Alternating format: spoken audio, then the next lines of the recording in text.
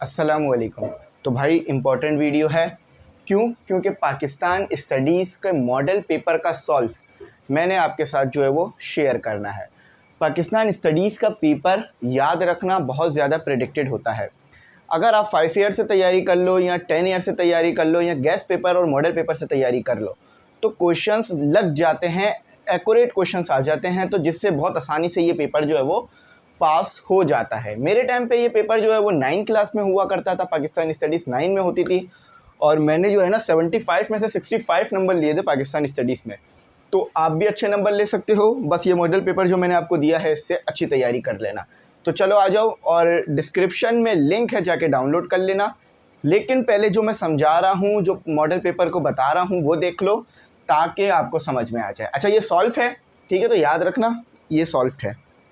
अच्छा, तो question number 2 से ही यहाँ पर क्वेश्चन शुरू होंगे आपके पास, और क्वेश्चन नंबर 1 MCQs का है और MCQs यहाँ पर आपको गिवन नहीं है मॉडल पेपर में, तो इसलिए MCQs का सॉल्व नहीं है, ठीक है।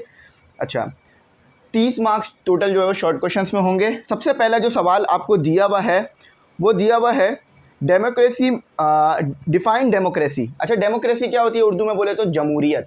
इंशाल्लाह इसका उर्दू का सॉल्व भी मैं आपको दे दूंगा, ठीक है। तो define democracy, write down any 4 principles of democracy in Islam. तो इस्लाम में डेमोक्रेसी के क्या उसूल हैं, वो 4 उसूल आपने बताने हैं। जो उसूल हैं उनमें से सिर्फ 4 आपने बताने हैं। अब देखो यहाँ पर बज़ाहिर बहुत आसान सवाल लग रहा होगा, लेकिन ये 2 क्वेश्चंस हैं, एक क्वेश्चंस नहीं है। पहला क्वेश्चन है डिफाइन डेमोक्रेसी, ठीक है। सबसे पहला क्वेश्चन क्या है? Define democracy. उसके बाद 4 प्रिंसिपल्स बताने हैं आपने। अब यहाँ पर आपके दिमाग में आ रहा होगा कि सर सिर्फ प्रिंसिपल्स लिखने हैं, मतलब प्रिंसिपल्स की सिर्फ हेडिंग डालनी है या हमने उन हेडिंग को डिफ़ाइन भी करना है? तो देखो, उन हेडिंग्स को डिफ़ाइन भी करना है, क्योंकि जस्टिस, इक्वलिटी, ये सब जो है यहाँ पर सिर्फ इसके नाम नहीं लिखने, आपने इसे डिफ़ाइन भी करना होगा। अच्छा, अब सबसे पहले यहाँ पर हमने डेमोक्रेसी को डिफ़ाइन कर दिया। हेडिंग्स आपने ज़रूर डालनी है और कोशिश करना, ये बात याद रखना कि 3 लाइनें हैं ना आपके पास, 3 लाइनें, और ये समझ लो चौथी लाइन आ गई। ये एक आपके पास बोर्ड की कॉपी है, उसमें लाइन्स हैं, तो कोशिश करना कि 2 लाइन के अंदर अंदर हेडिंग्स डालो, ठीक है। ऐसा नहीं करना कि 4-5 लाइनों की सिर्फ आपकी हेडिंग्स हैं, क्योंकि अक्सर मैं भी जब ये PST का पेपर देखता हूँ तो मुझे ये चीज़ बहुत ज़्यादा नज़र आती है कि बच्चा पूरा पेज हेडिंग से ही भर देता है। तो ऐसा मत करिएगा, ठीक है। हेडिंग डालें लेकिन मुनासिब, ऐसा ना हो कि एग्जामिनर को ये लगे कि आपने, या जो चेक करने वाला है उसको ये लगे कि आपने कॉपी भरने की खातिर हेडिंग्स ही हेडिंग्स डाल दी हैं उसमें। तो बस ये याद रखना, क्योंकि यहाँ आपके नंबर बहुत ज़्यादा कट सकते हैं। इन पेपरों में नंबर प्रेजेंटेशंस के भी होते हैं, तो इसीलिए कंपलसरी पेपर्स की प्रेजेंटेशन अच्छी रखना, जिसमें आपके पास इंग्लिश, उर्दू, इस्लामियत, PST और इस तरह के पेपर्स होते हैं आपके, ठीक है। अच्छा, तो डेमोक्रेसी डिफाइन कर देते हैं। Democracy mean people of the government by the people and for the people. It is the system of government in which the major share of the government belong to the people. तो देखो भाई, democracy आज के दौर में कामयाबी, मतलब किसी भी कौम को कामयाब अगर आपने बनाना है आज के दौर में, तो डेमोक्रेसी उस मुल्क में होनी चाहिए।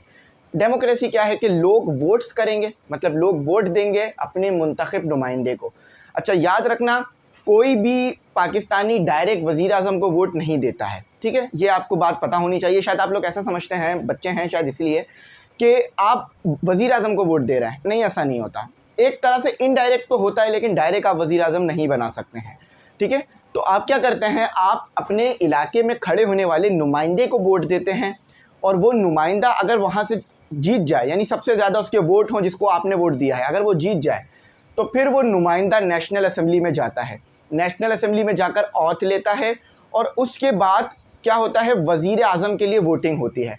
जिस भी पॉलिटिकल पार्टी की सबसे ज़्यादा सीट्स होती हैं नेशनल असेंबली में, वहाँ पर फिर वो वज़ीर आज़म बन जाता है। और याद रखना, वज़ीर आज़म पाकिस्तान जो है वो लीडर ऑफ द हाउस होता है, नेशनल असेंबली का लीडर ऑफ द हाउस होता है, और ये बहुत ही अहम जिम्मेदारी होती है और बहुत ही ज़्यादा इसमें पावर्स होते हैं इस जिम्मेदारी में।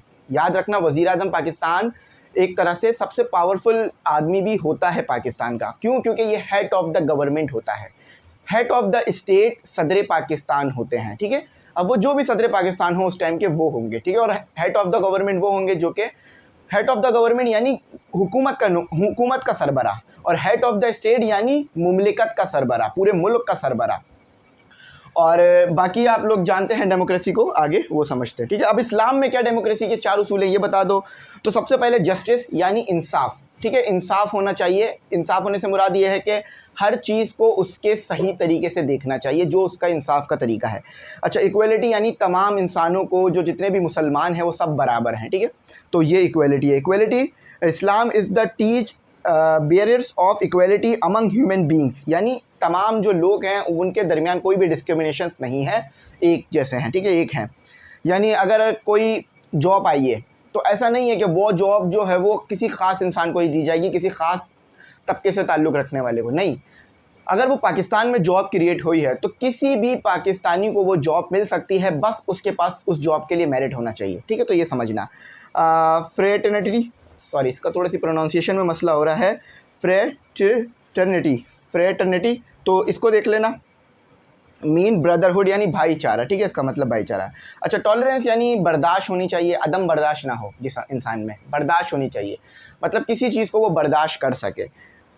Tolerance has great value in Islamic teaching, it save people from hardship and promotes love for others. यानी फॉर एग्जांपल अब आप में टॉलरेंस है, यानी आपके सामने अगर कोई ऐसा इंसान है जो कि आपके कौम से ताल्लुक़ नहीं रखता है, वो दूसरी कौम से ताल्लुक़ रखता है, लेकिन आप में टॉलरेंस है, आप उसको बर्दाश्त कर रहे हो और उसको जो है वो पूरी फ्रीडम दे रहे हो, उसको तंग नहीं कर रहे हो, तो यहाँ पर क्या होता है कि भाईचारा बढ़ता है और प्यार मोहब्बत बढ़ जाता है।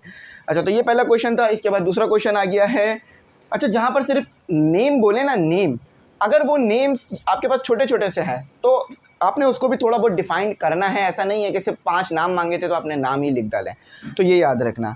Name any 5 mineral resources of Pakistan, तो मिनरल रिसोर्सेज जो पाकिस्तान में पाए जाते हैं उनके आपने नाम बताने। देखो मिनरल रिसोर्सेज अलग चीज़ें होती हैं, मिनरल रिसोर्सेज में गैसेस भी आती हैं, क्योंकि गैस और लिक्विड दोनों फ्लूइड होते हैं, बह सकते हैं, तो याद रखना। मिनरल ऑयल ये भी एक आपके पास क्या है, एक जो है रिसोर्स है। अच्छा, नेचुरल गैस यानी जो कुदरती गैस निकलती है वो। अच्छा, क्रोमाइट, कॉपर, सॉल्ट। अच्छा, मिनरल रिसोर्सेज कहा था, लिक्विड रिसोर्सेज नहीं कहा था, तो मिनरल रिसोर्सेज में आप गैस को भी इंक्लूड कर सकते हो। हाँ, अगर सिर्फ लिक्विड रिसोर्सेज कहते हैं ना तो फिर आप यहाँ पर क्रोमाइट, कॉपर और ये सॉल्ट को ऐड नहीं कर सकते थे। तो जो नमक आप खाते हैं वो भी एक जो है वो केमिकल है, ठीक है, आपको पता है उसका फॉर्मूला NaCl। अगर आपसे कोई कहते हैं ना NaCl ले आओ, तो इसका मतलब ये है कि वो आपसे बोल रहा है कि जाओ बेटा नमक लेकर आ जाओ। अच्छा, इसी तरह से आपके पास ये शॉर्ट्स क्वेश्चन जो है उसके तमाम के जवाब यहाँ पर मौजूद हैं। अगर मैं एक एक क्वेश्चन को डिफाइन करूँगा तो बहुत टाइम लग जाएगा। अगर आपको इसका फुल सोल्यूशन चाहिए तो आप मुझे कमेंट सेक्शन में बता देना कि सर इसको फुल एक्सप्लेन कर दें, तो मैं फुल एक्सप्लेन इसको कर दूंगा। अभी मैं सिर्फ यहाँ पर आपको शॉर्ट क्वेश्चंस और लॉन्ग क्वेश्चंस के दरमियान डिफरेंशिएट करा रहा हूँ, ठीक है। अच्छा, सेक्शन सी के भी आपको यहाँ पर पूरे सॉल्व मिल जाएंगे और 40% ही आपने सेक्शन सी देना है, यानी जितने नंबर आपको सेक्शन बी करने के मिलेंगे उतने ही सेम नंबर सेक्शन सी करने के मिलेंगे, और इनके मुकाबले में आधे नंबर आपको सेक्शन ए में मिलेंगे। यानी अगर आपको सेक्शन बी और सेक्शन सी करने के 40-40 नंबर मिल रहे हैं तो सेक्शन ए करने के आपको सिर्फ 20 नंबर मिलेंगे, जो कि इंपॉर्टेंट रहेंगे, ठीक है। अच्छा, तो यहाँ पर लिख दिया है मैंने, इसके सबके आंसर्स यहाँ पर मौजूद हैं, ठीक है, तो ये आप ये देख लेना। सबसे पहला आंसर आपके पास जो है वो क्या है, अच्छा आंसर देने से पहले क्वेश्चन पूरा पढ़ना ताकि आंसर भी उसका सही लिख सको।